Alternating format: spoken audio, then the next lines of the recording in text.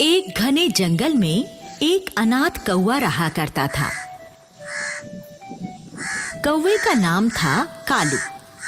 कालू कौवा कभी नहाता नहीं था, इसीलिए वो बहुत गंदा रहता था और उसके शरीर से हर समय दुर्गंध फूटती रहती थी। यही कारण था कि कालू को दूसरे कौवे और दूसरे पक्षी अपने पास बैठाने से कतराते थे। कालू कौवे का अपना कोई घर भी नहीं था। वो इधर उधर डाल पर बैठकर ही अपने दिन गुजार लेता था। कालू कौवा रानी नाम की एक कव्वी को बहुत पसंद करता था। वो रानी के साथ शादी करके घर बसाने के सपने देख रहा था। हाय हाय, रानी कवि, अगर तू मुझसे शादी कर ले तो कसम से मजा आ जाए। हम दोनों की जोड़ी खूब जचेगी और हमारे बच्चे भी बहुत सुंदर पैदा होंगे। एक दिन की बात है, रानी कव्वी अपने घर के बाहर बैठी मेकअप कर रही थी और गुनगुना रही थी। सजना है मुझे, सजना के लिए सजना है मुझे। तभी वहां पर कालू आ गया और गाने लगा। मेहंदी लगा के रखना, डोली सजा के रखना, लेने तुझे और रानी आएंगे तेरे सजना। रानी गुस्से में नाक भौं चढ़ाकर कहने लगी, अरे ओ बदबूदार कालू, तू मुझसे शादी रचाने के सपने देखना बंद कर दे। अरे मनहूस, ना तो तेरे पास घर है और ना तू कोई काम धंधा करता है, ऊपर से तू सालों साल नहाता भी नहीं है। मेरा क्या दिमाग खराब है जो मैं तेरे जैसे बदसूरत से शादी करूंगी? चल भाग जा यहाँ से। कालू कौवा रानी के हाथों अपना अपमान करवाकर चुपचाप वहाँ से उड़ गया और एक पेड़ की डाल पर बैठकर सोचने लगा। हाय, पता नहीं मेरी रानी मुझसे शादी करने से कतराती क्यों है, जबकि मेरे जैसा हैंडसम कौवा तो उसे पूरे जंगल में नहीं मिलेगा, कसम से। तभी कौवे की नजर एक रंग बिरंगे पंखों वाले खूबसूरत मुर्गे पर पड़ी, जो कि अपनी 4-5 मुर्गियों के साथ दाना चुगने में व्यस्त था। कालू मुर्गे को देखकर सोचने लगा, हाय हाय, देखो ये तो हद हो गई। मेरे पास एक भी नहीं है और ये मुर्गा 5-5 बीवियों के साथ घूम रहा है। जरूर इसके पास मुर्गियों को पटाने वाला जादू है। मुझे भी वो मुर्गे से जादू सीखना चाहिए।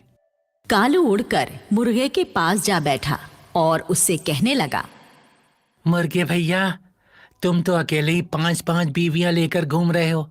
जरूर तुम्हें मुर्गियों को पटाने वाला जादू आता है। क्या तुम वो जादू मुझे भी सिखा दोगे? मुर्गा कौवे की बात सुनकर जोर से हंसा और कहने लगा, अरे बेवकूफ कौवे, ये मुर्गियाँ किसी जादू से नहीं, मेरे इन सुंदर रंग बिरंगे पंखों के कारण मुझसे इम्प्रेस हुई हैं, समझे?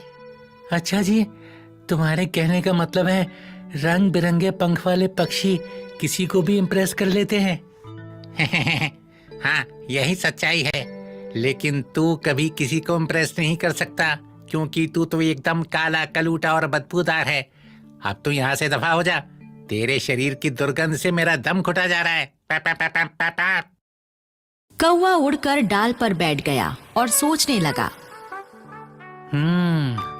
अब ये रहस्य मेरी समझ में आ गया कि रानी कभी मुझे पसंद क्यों नहीं करती। ठीक है, मैं भी अपने पंखों को रंग बिरंगा बनाऊंगा और 4-5 कवियों से शादी करूंगा। फिर एक दिन की बात है, कालू कौवा मोर के पास गया और उससे कहने लगा, अरे मोर दादा, आप अगर मुझे अपने 2-4 पंख दे दो तो मुझ गरीब का भला हो जाएगा। मुझे आपके पंखों की बहुत जरूरत है। ठीक है, मैं भी नाचता हूँ। जैसे ही नाचते समय मेरे पंख झड़ेंगे, तुम उन पंखों को ले लेना। मोर ने नाचना शुरू कर दिया। उसके 3-4 पंख झड़ गए। कालू उन पंखों को लेकर वहां से चला गया। फिर एक दिन कालू कौवा रंगीन पंखों वाले तोते के पास गया और उससे कहने लगा, तोते भैया, क्या आप मेरी एक मदद करोगे? अबे मनहूस कौवे, तो कितना गंदा है। तेरे शरीर की बदबू से मेरा जी मचलाने लगा। चल जल्दी से भाग जा यहाँ से। अरे तोते भैया, मुझे जल्दी से अपने 2-4 पंख दे दो ना, मैं भी यहाँ से चला जाऊंगा। तोते ने जल्दी से अपने 2-4 पंख नोचकर कौवे को दे दिए और कौवा पंख लेकर वहां से उड़ गया। फिर इसी तरह कालू कौवा कबूतर के पास गया और पंख ले आया। फिर कालू नीलकंठ के पास गया और कुछ पंख वहां से ले आया। कठफोड़वा और हुदहुद से भी कालू कुछ पंख लेकर आ गया। अब कालू के पास कई तरह के रंग बिरंगे पंख जमा हो चुके थे। फिर एक दिन कालू सारे पंखों को लेकर बंदर मामा की बार्बर शॉप पर गया और उससे कहने लगा, बंदर मामा, क्या आप मेरा एक काम कर दोगे? आप ये पंख मेरे शरीर पर चिपका दो। मैं कोई भी काम मुफ्त में नहीं करता। बदबूदार कौवे, मीठे जामुन लाकर दे तो मैं ये तेरा काम कर सकता हूँ। ठीक है बंदर मामा, अभी आप मेरा ये काम उधार कर दो। मैं वादा करता हूँ कल आपको मीठे जामुन लाकर खिला दूंगा। ठीक है, ला करता हूँ तेरा काम। बंदर ने कीकर के पेड़ से निकलने वाले गोंद की मदद से सारे पंख कौवे के शरीर पर चिपका दिए और कौवे की काली चोंच को भी लाल रंग से रंग दिया। रंग बिरंगे पंख चिपक जाने से कालू कौवा एक अजीब सा पक्षी नजर आने लगा। कालू जब अपने आप को शीशे में देख रहा था तो वो खुद भी अपने आप को पहचान नहीं पाया और अपने रंग बिरंगे पंख देखकर वो बड़ा ही खुश हुआ।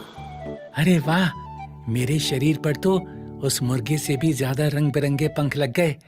अब तो रानी कौवी मुझसे जरूर इम्प्रेस हो जाएगी। फिर कालू बंदर मामा के पास से उड़कर रानी कौवी के घर पर आ गया और डाल पर बैठकर गाना गाने लगा। लेके पहला पहला प्यार, भर के आंखों में खुमार, जादू नगरी से आया है कोई जादूगर। कालू का गाना सुनकर रानी कौवी अपने घर का दरवाजा खोलकर बाहर आई। वो बदले हुए हुलिये के कारण कालू को पहचान नहीं पाई, बल्कि कालू को देखकर वो डर गई। अरे बाप रे, ये इतनी अजीब शक्ल वाला पक्षी कौन है? लगता है ये कोई दानव है जो मुझे खाने के लिए यहाँ आया है।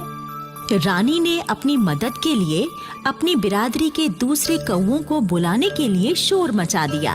बचाओ, बचाओ, कोई मुझे इस भयानक पक्षी से बचाओ। रानी की पुकार सुनकर वहाँ पर बहुत सारे कौवे जमा हो गए और वो भी कालू को कोई खतरनाक पक्षी समझकर चोंच और पंजों से उस पर हमला करने लगे। कालू उन्हें बताने की कोशिश करने लगा। अरे भैया, तुम लोग मुझे क्यों मार रहे हो? मैं तो तुम्हारी ही बिरादरी का कालू कौवा हूँ। एक कौवा कालू की बात सुनकर कहने लगा, अबे झूठ क्यों बोलता है मक्कार?